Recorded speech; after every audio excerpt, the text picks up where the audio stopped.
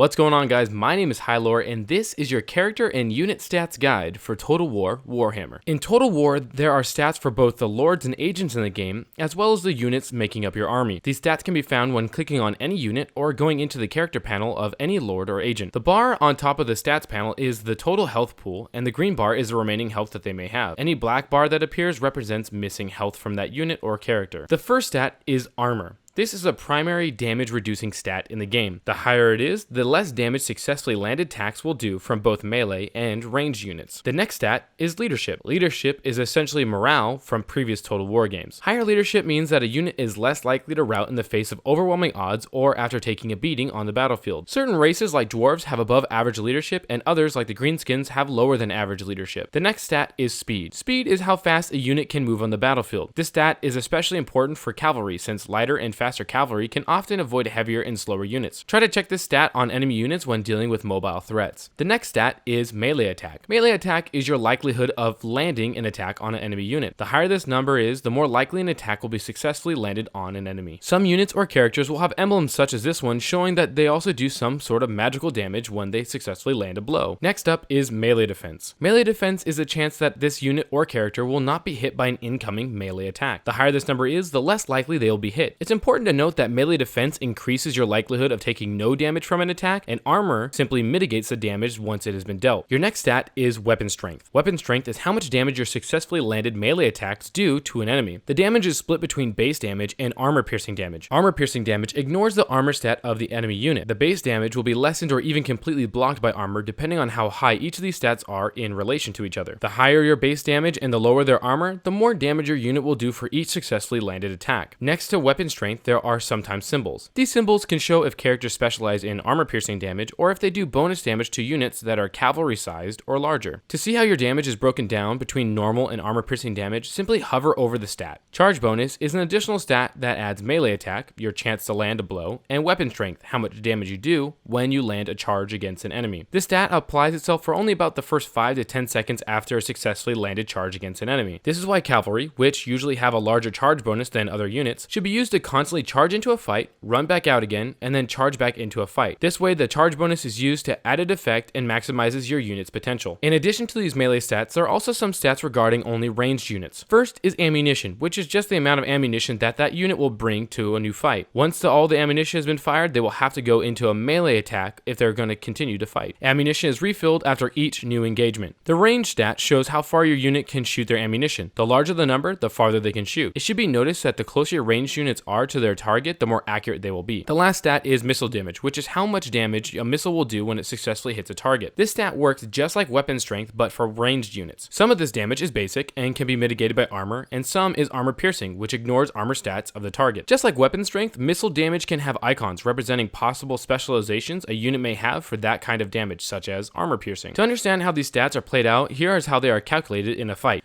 The charge bonus is added to your unit or character stats. When the units meet, attacks from both units are calculated. First, melee attack and melee defense are calculated against each other, and the computer generates, based on a formula, if these attacks hit or miss. If the attacks hit, the weapon damage is calculated against the armor stat. Based on the amount of damage, what kind of damage is dealt, and how high the defender's armor stat is the number produced. This number is then taken away from the unit's overall health bar. There are other factors that play into how successful an attack can be, but they are not listed in the stats list, and I plan on making a guide for them soon, but this is where the bulk of the calculations are done. Below the stat window are little icons that represent attributes that are either added to the stats or listed separately. Simply hover your mouse over them to see what they mean. Some of these attributes can make big differences in a fight, so make sure to check them out. Above the stats window is your character or unit strength and weaknesses. They are listed, and to see what they mean, you can hover over them and read a tooltip. Fun fact, there's a little arrow on the bottom right of this area that, if clicked, will reveal a cool little text to match with that unit or character. Simply click the arrow again to return to the strengths and weaknesses. Between these two panels are 3 things. First is the unit size, or how many men make up the unit currently, as well as the maximum number the unit can hold. The second is upkeep cost. This is how much currency your faction will spend per turn to maintain this troop in active service. If you want to save money and get rid of units, then you can click on the unit or units that you want to get rid of and click this little boot icon. The unit will be disbanded and will disappear, saving you the upkeep cost per turn. When you are in battle, this particular stat is replaced with a skull and crossbones. It represents how many soldiers your unit has killed in battle. The third item is the XP bar. As your unit fights in battle, they will gain experience, and when they gain enough, they will level up. Leveling up increases melee troops' leadership, melee attack, and melee defense. Leveling up ranged units increases all those stats as well as their missile damage. The experience bar for your lords and heroes can be found in the bottom left corner when you have them selected. If you enjoyed this guide, then check out my guide on army composition to learn the basics on building an army, or check out my guide on population growth for your cities. Don't forget to like this video and subscribe for more Total War Warhammer guides. Until next time, my name is Hylor, and I'll see you all soon.